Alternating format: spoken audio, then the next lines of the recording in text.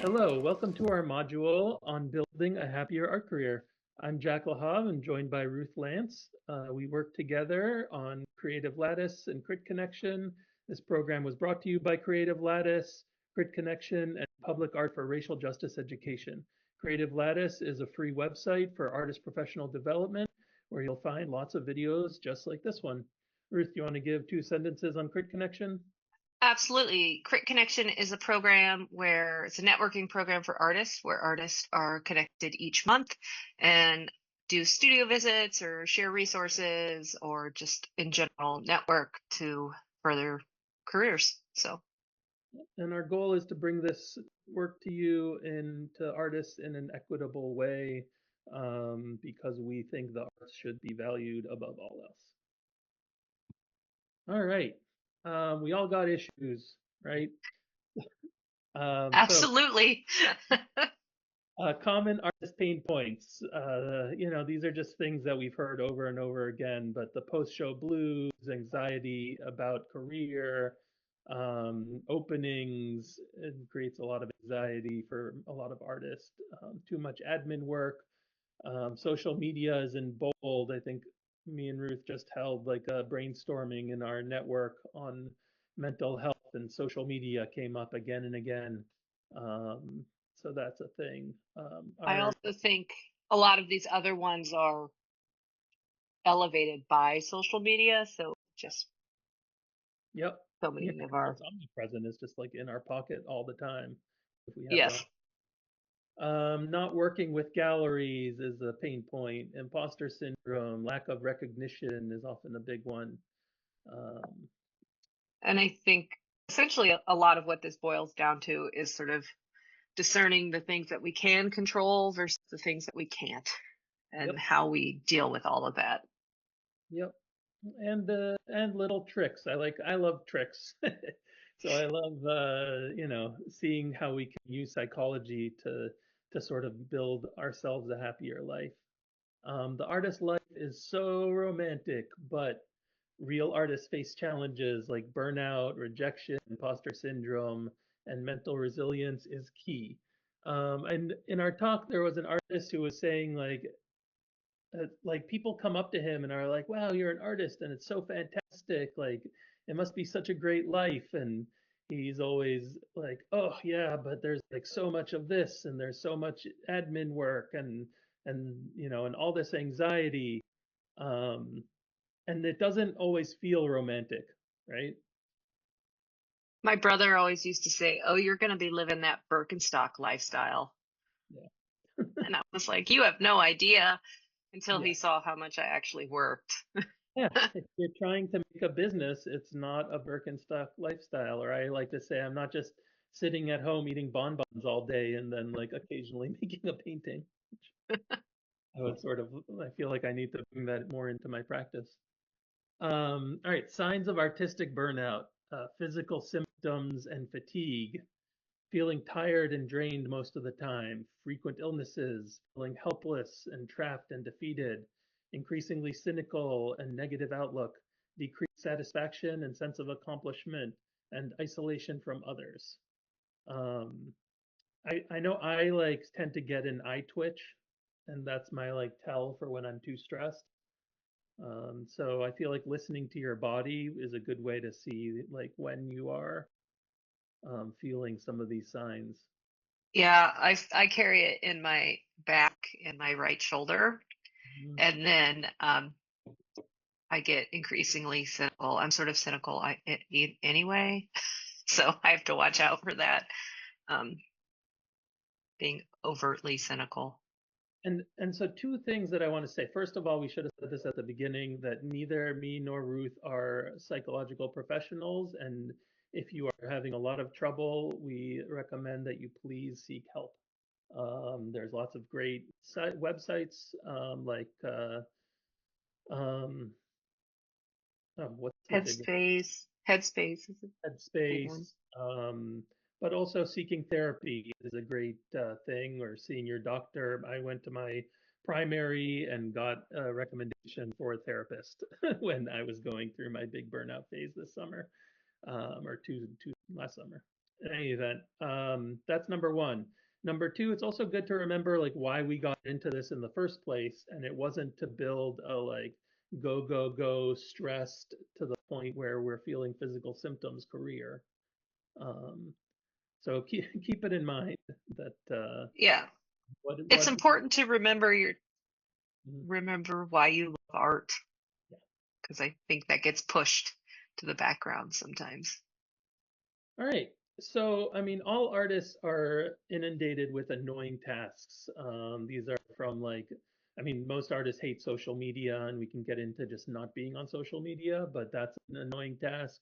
Emails, inventory, basically anything that's not art related, a lot of artists don't like.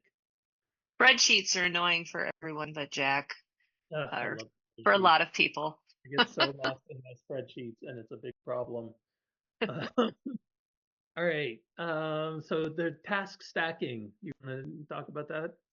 Yeah, I think that sometimes to avoid some of the annoying things, it's good to sort of couple them with something that brings you joy.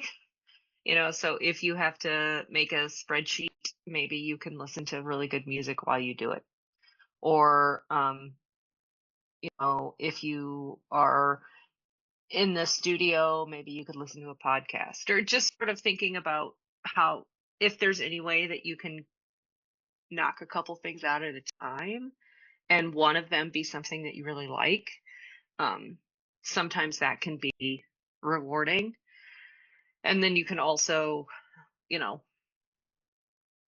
be efficient, but one of those things can be something you want to do, and one of those things can be something that you like quote unquote have to do. Um, And I I did think can include, so there's a little nitty gritty here where there's also task pairing.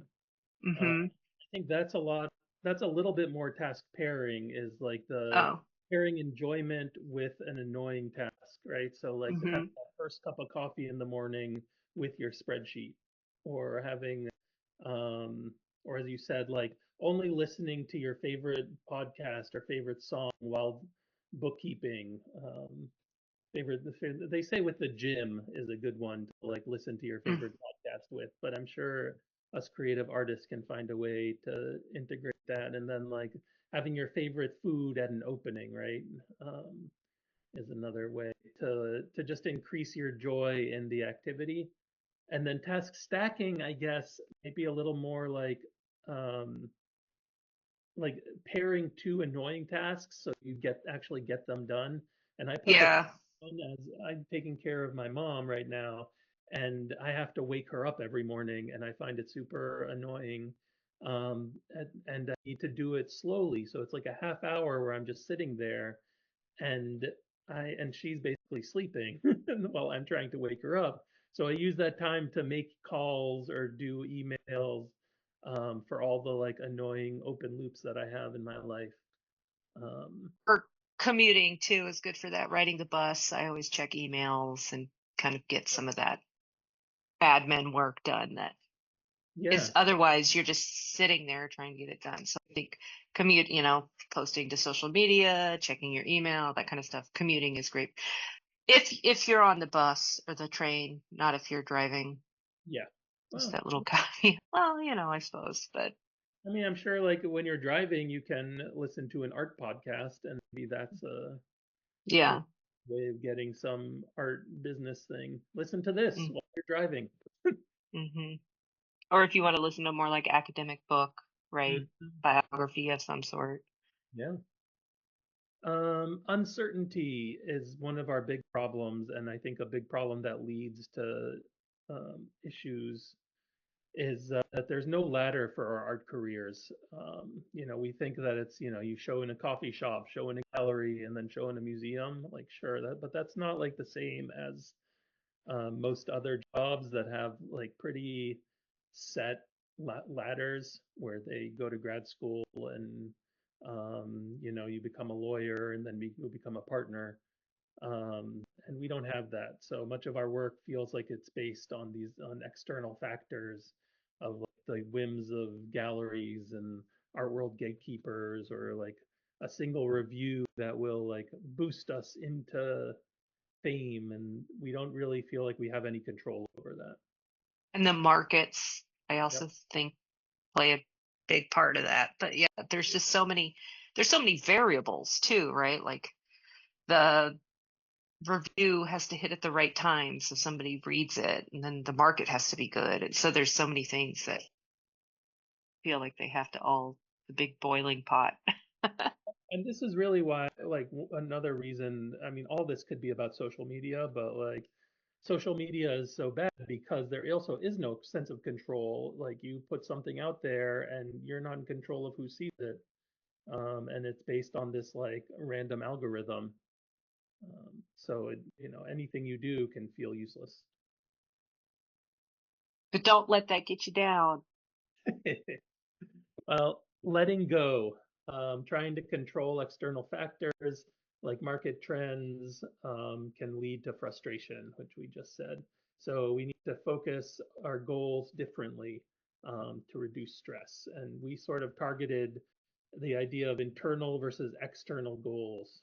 External goals are things like gallery representation, reviews in newspapers, artwork sales, um, and some of these, there are ways to try and get more, but they're still external. They're based on, somebody else has more control over you getting them, versus internal goals where it's like having fun with your friends at the opening, or talking to like one new person at the opening is like a pretty easy external goal, and sorry, an easy internal goal. Having a moment of joy in the studio would be another one. Even just like, aiming to finish an artwork Hmm. by a certain point, you can like I think it's so important to be intrinsically motivated so that you're not trying to like constantly please these external forces that you don't know who they are or where they're coming from. But if you can like have this sort of intrinsic, I don't know, something that just keeps you going, Yeah. it Well, I gives you think, a I mean, something to shoot for. having these internal goals are that thing to shoot for, right? And making them actually achievable. What do they say with SMART goals? We did a whole module on goals in general, and the idea of SMART goals, SMART, and those were specific, measurable, attainable, relevant, and timely. And so, I mean, a lot of these, can be used as external goals, like getting a review in a paper, but attainable is the big A. And, and internal goals are so much more attainable because we have control over them. So I love, I guess, psychology again, psychology and spreadsheets. That's my thing. Um, and negativity bias is a big one for understanding how our minds work, and our minds are naturally drawn to criticism and rejection, um, and that makes it easy to overlook our progress. And I think this is sort of an evolutionary thing. We're always kind of on the lookout for what's wrong in order to avoid it and survive. But brought into the modern world, it becomes very hard for us and very negative because we're not looking at, the review in the local newspaper we're getting, where you're looking at how we didn't get this other stuff, or how like, um, or we tend to like undermine it and only see the negative. And so, fixating on setbacks that overshadow our achievement is a big one. And so, how I to think neg- just saying like I think we have tendencies to see things as less significant or smaller than they are Yep. because we're always like, oh, that's not important enough. So And it's that's just, part of the imposter syndrome and part of like mhm, being humble, which we'll get to later. And that's what we need to, in order to combat, we need to celebrate the small wins, right? mhm. Um, and so, two like little tricks, two other little tricks were if you take a minute and you can pause this video and just try and write down all the people who've supported you and then write down all of the things that you've achieved in your art career. And achievements can be anything from I made this series of artwork to I got this show to I got this, opportunity, whether it's big or small, it's still an achievement. And that celebrating those things is important. So write them down and then come back to it tomorrow. And I'm sure you'll think of a whole bunch of other ones as well. That's the thing is to come back to it as well, because you're not going to get them all in one go, but you'll get a bunch, and then you'll get even more the next day. And I know some artists like to keep a running list of this, or in Jack's case, a spreadsheet, Yeah, um, that just, like anything that they think of or anything that comes up where they're like, oh, I was accepted into this show. They'll like immediately write it down. So they have this like running list of things that when they are feeling down, they can look at, and it helps them to, yeah, combat negativity or combat yeah, and I imposter syndrome or whatever they're use dealing it with. to speak. So I do a KPI list, and that's key performance indicators, and that is to say, I write down, anything I've sold, any shows that I've had, any press that I've gotten, and I have a list in there of just like any good things that have happened. Like I got a studio visit with someone, and I write that down for every year, and then I go back to it and I see, I got this many shows this year, and that's two more than last year, so that's awesome. Or, whatever the performance indicator might be. And even if it's low, it's still probably higher than nothing. So you have to understand how you're doing actually really well. And that's, something also that they say is reframing is another big trick. So you can write down like a gripe, let's say, I don't know, we have a small child and he wakes up screaming at night sometimes. And it's really annoying because it disrupts my sleep and it's hard to hear him, not happy. And so, but the other day I was trying to reframe it and I said, well, at least I know that he's alive, which is it's very simple and sounds kind of weird, but like that is a way to reframe and to understand that like or let's say, I am having trouble with this gallery, but you can reframe it as at least I'm working with this gallery and they're very nice. Or, maybe you are in a group show and you only got one piece as opposed to three, but you're like, at least, but the space is great. My work looks good, right? So there's lots of ways to sort of put a positive spin. Try and combat that negativity. Hmm. So as I said, for reframing, they say take a minute and write down a list of complaints. Like I had the show, but no press was interested. And then you reframe that and you say, so I'm so lucky that I had this show and all my friends came to support me at the opening. All right, so we have reframing and internal goals.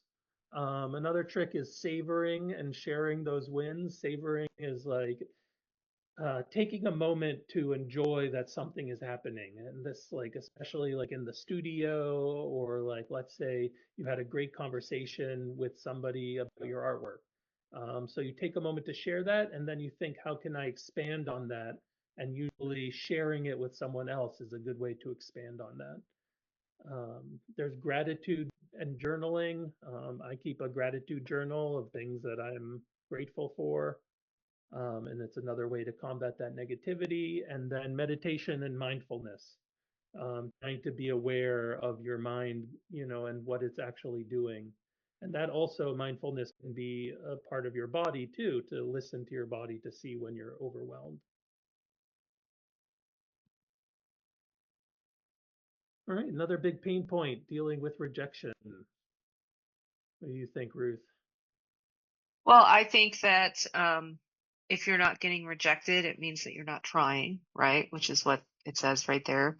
But I also feel, I also feel that like different people deal with rejection in different ways. Like I know people who have keep folders of on their computer of all their like rejection letters. I have sort of just been like I open it, I'm like, yeah, another one. It is what it is at this point. And it almost doesn't bother me because I know it's like almost like a catalyst to try for something else. So, I've just sort of accepted it as like another part of life. And it's almost like, I don't know, falling down and scraping your knee or something where you're like, well, it'll heal. It hurts a little bit, but it'll get better and it'll heal. So, And I think three important things to remember are like we talked about this in our module on grants, but like understanding which opportunities are right for you. So like if I'm, sending a packet of my work to the Gagosian gallery, like they don't take packets of work. So I mean, I'm not even going to get a rejection there. I'm just going to get ghosted.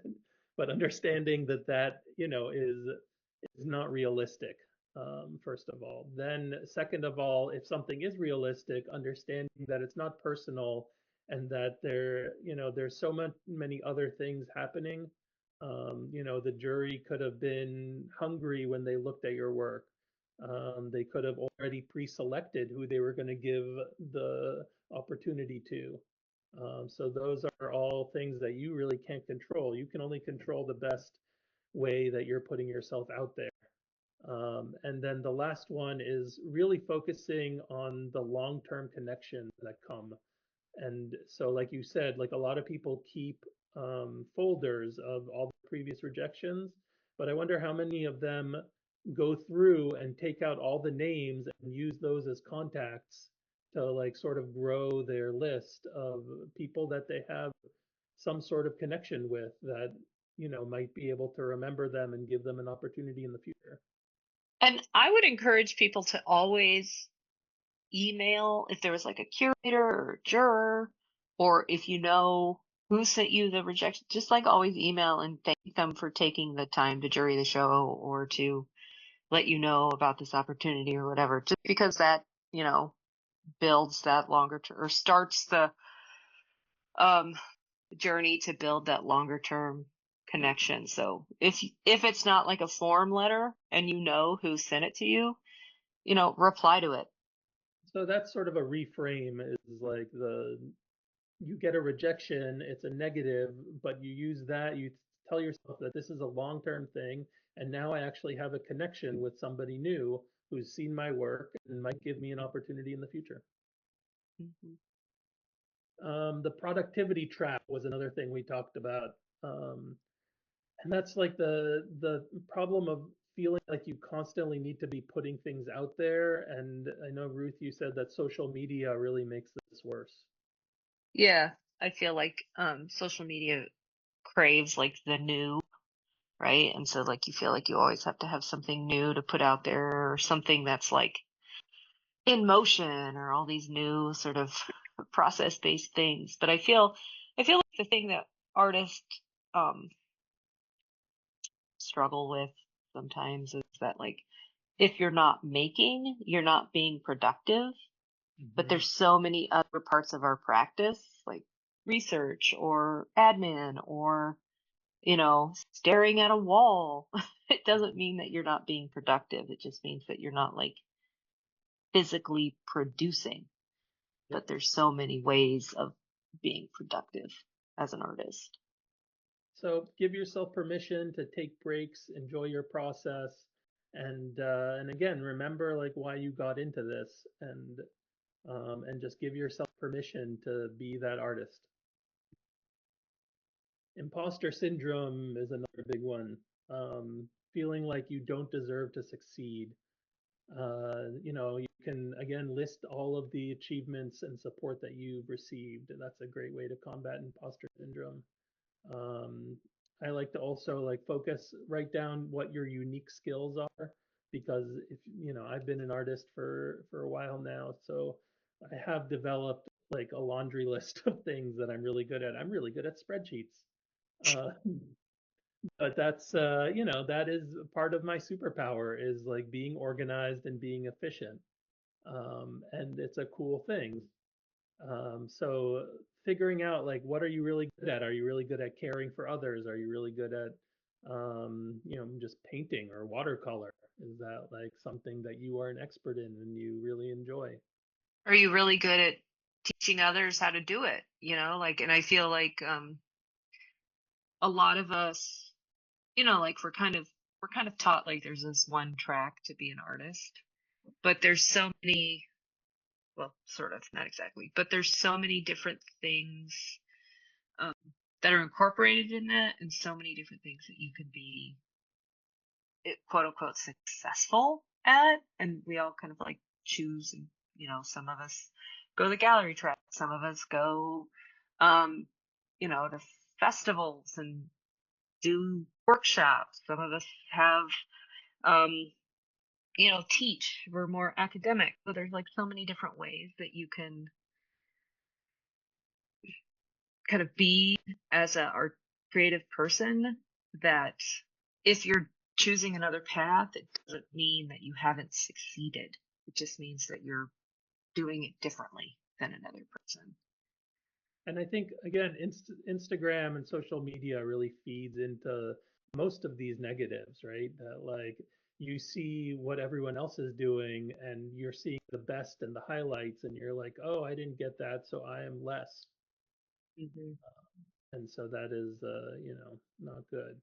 That's also, another big thing to think about is the myth of the suffering artist. And that's something that's sort of drilled into us in culture, like from a young age, where we all hear about Van Gogh or Jackson Pollock and how they were like so messed up, and that's what like made them great artists.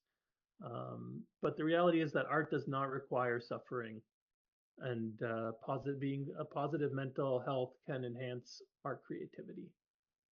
Um, I think this circles back also to the productivity trap that, we don't have to be constantly proving to the world that we're valuable by having made stuff. Um, and we can allow ourselves to feel joy without the guilt and pressure. And really like our health, our mental health and physical health should come first. And we should not need to be a suffering artist.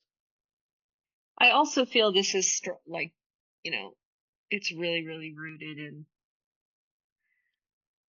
kind of this idea of the white male privileged artist. Like I feel it has a lot of history in that, and it's almost like the phenom or something, and just how there's this aura around them, and being alone all the time, and it's just Mhm. historically inaccurate. I have so many misgivings about this idea of suffering as an artist, Yep. but Yeah, that it like being an artist requires being poor, being an artist mhm. requires, being mentally ill in some way. Uh, Or not having a family, or being alone by yeah, yourself in the studio all the time. Like yep, there's yeah. so many things that are included in this. And it's not necessary. And so we need to try and throw that out and really be your ideal artist. So you need to build the life that you want. And I know that's, I mean, it's easier said than done. Again, we're not psychological professionals. So if you really have trouble, you need to seek help. I know I'm on medication and I'm a big fan of talking about it and letting people know that it's okay to be on medication. When I was young, I was really like averse to it and thought it would totally ruin my creativity and my productivity, but I do not think that is the case anymore. And I think if you need help, you should get help. And it's not as easy, and it's often not as easy as just telling yourself to dig yourself out of a hole. Like getting help involves other people as well. Including your artist network, right? Yeah. reaching out to your friends, your colleagues, your family, um, is a good thing. People want to be there to help you for the most part. Everybody's different, but there's a lot of people that I'm sure would want to help. Social media, as we were saying, we keep going back to it because I think it is such a big thing. Because apps like Instagram, they just set up all these unrealistic goals for us. The big unrealistic goal of like hitting it big and becoming viral, and then you also have this like fear of missing out, of all the like overnight success, that could come from Instagram. It's like this giant potential bubble that like we can never fully reach, And because not only the fear of missing out of the the fame or whatever, but also like I feel like there's often guilt around not being able to make it to all the events and the shows, and like the fear of missing out of meeting the contacts or whatever from not going to stuff, which it's just not possible to make it to everything. yeah, Um, I don't. I've given up on making it to everything, so I don't feel that as much. But yeah, totally. If you see these things that you're missing out on, it doesn't feel great, right? mhm. Or you could reframe it and say, like that you got to see this great thing that your friend is doing. At least, you didn't get to see it in person, but you did get to, see some images, and that was really cool. Learn about it, yeah. So I've taken Instagram off of my phone, so I only do it on my computer. So have I. Not And on I my think phone. that's a big plus because then you're not like doing Instagram. You're not like looking at things first thing in the morning or last thing at night when like your mind is super susceptible to anything that comes into it. And having that like comparison with others it can be like so toxic. So I recommend take it off your phone if you can. Um, give yourself permission just not to do Instagram anymore. We have a whole module on Instagram, and I think we're going to do another one because it changes so quickly. But the whole idea of like, you can just set up Instagram as a portfolio, set up your first 9 um, images. It's just a portfolio. You can use it for some limited messaging, and that's it. And that is a very realistic Instagram goal. You don't need to scroll, you don't need to do anything. It's just there as a portfolio and as a little bit of networking if you need to reach out to someone. Yeah, you can set up whatever parameters you want. You can just post, you cannot scroll, you can only look at who you're following, you could set up your 50 favorites and only look at those, whatever is doable for you is what you need to do. Yep. But you can like make sure you don't look at it in your studio because that was one thing that was really getting to me. I get on those reels and then it was like all my studio time was gone. So Yeah, I need to kick my computer out of my studio because I get lost in my spreadsheets. And unless my spreadsheets become part of my practice, it's not working for me. All right, butterflies. I like to think about this a lot too as sort of a mental health thing, is that I have a lot of anxiety, and so my butterflies are tied to anxiety when I feel this like jitteriness. But my wife is a very excited, positive person, and to her, butterflies mean that something exciting is happening or something good is going to happen. And so I've thought a lot about it, and I've been trying to reframe my butterflies when I feel anxious and I feel that feeling inside that like your stomach is sort of doing twists and turns. And I try and ask myself, um, what might I be excited about? So I do a body scan and I say, oh, like I'm nervous I have these symptoms of nerves. That's the butterflies. And what could I be excited about? Is there like an event tonight and I might see like a good friend there instead of saying like there's an event tonight and maybe nobody will come. So try and reframe those butterflies. I love that. This was, I mean, as someone with high anxiety, this I think has helped me a lot recently. Yeah, I think that's a really good way of looking at it. And I just like that analogy of like exciting or anxiety, like because there's so many emotions like that that are so close. And if we could find the positive version as opposed to the always going to the negative, but that's like the negativity bias that we were talking about earlier. Yeah, and so like, like I have like way too much family stuff going on right now. And like with young kids and taking care of an elderly mom, and it's really too much all the time. And like, and no, we're not here for therapy for me, but what I'm saying is that you can't change a lot of the external things that are happening, but you can change how you're seeing them. And so, for me to say like, oh, but my life is extremely full of life, and that is like a beautiful thing. Hmm. So, Yeah. so it is trying to take some of the negatives of the anxiety, the rational side of the anxiety, because the butterflies I think are all the same for all of us, but the rational side says like, oh, this is either a negative or a positive, and trying to come up with more of the positives and remind yourself of them daily. I actually have like a daily practice of trying to reframe some of these negative things, and it takes time, but it does start to work. So, bringing it all back to finding joy in the studio, remembering why we got into this in the first place. Um, Share your successes with others, and that can really reinforce this positivity, or just writing them down. They also say taking a picture. If like say you make something new, you just take a picture of it and sort of savor that moment. It's a way to expand on the moment of a win. And, don't feel like you have to post that photo to Instagram, Oh yeah, yeah. you I also know? am feeling like, oh, this was such a cool moment. I should post it, but I don't have Instagram on my phone, so I don't do it, and I just enjoy Yeah. it myself. Yeah. Well, I feel like there's, always that pressure, right? But I feel like it's so important to have moments to yourself, Yeah, particularly in the studio. yeah. And and share them with your smaller network. Like you don't have to Mhm.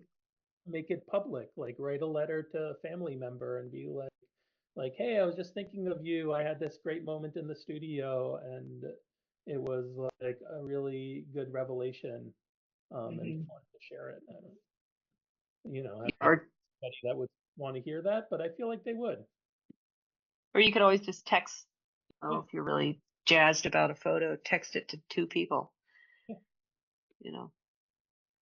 All right, here's some more resources, and these you can all find on the website, creativelattice.com. There's an NPR article on building happiness and stressing less, and they're sending out emails every week about that. There's a free Harvard class on happiness, which is really cool. There are meditation apps like Headspace and Insight Timer. There's books like 10% Happier, which is also a podcast too. And another book that came recommended was The Upside of Stress. And then I will also remind everyone that if you're going through a tough time, go seek therapy. You can see your primary doctor, and they can give you recommendations. And I know BetterHelp actually is the website that lets you zoom into a therapist as well. So there is help out there for people. And don't be afraid to get it. And don't be afraid to get it. Please get help if you need it, and try and use some of these tips and tricks to just build a happier practice. All right. Well, thank you for attending. Please be sure to check out creativelattice.com, where we have tons of modules from everything to getting a gallery to networking and using Instagram. Thanks. Thank you.